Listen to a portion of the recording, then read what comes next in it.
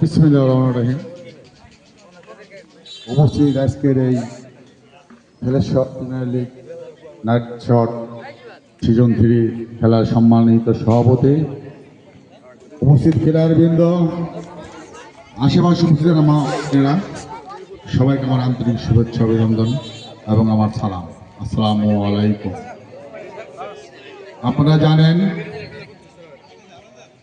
লেখাপড়া এবং খেলাধুলা একটি অপরের সাথে ওতপ্রোতভাবে জড়িত। যে ভালো কিন্তু ভালো প্লেয়ার, যে ভালো প্লেয়ার সে কিন্তু ভালো ছাত্র।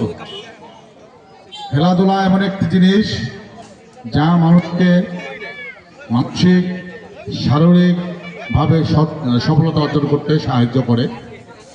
আপনারা মনে রাখবেন, আজকে এই খেলা একটি অত্যন্ত মূল্যবান খেলা, যাহা আমাদের এই প্রত্যন্ত অঞ্চলে, গ্রাম অঞ্চলে খুব কমই হয়। তারপরেও ধলেশ্বরবাসীকে আমি ধন্যবাদ জানাবো, তারা এত সুন্দর একটা খেলার আয়োজন করেছে এবং খেলা অনুষ্ঠিত করছে। আপনারা জানেন, আমরা গ্রামের মানুষ, আমরা গ্রামকে ভালোবাসি, আমরা গ্রামেই আমাদের জন্ম, এই গ্রামেই হয়তো আমাদেরকে নিয়ে যাবে, যাতে আমরা একে অপরের পরিপূরকভাবে একে অপরের পাশে থেকে সবাইকে সহযোগিতা করতে পারি এবং আপনারা আমাকে সহযোগিতা করবেন।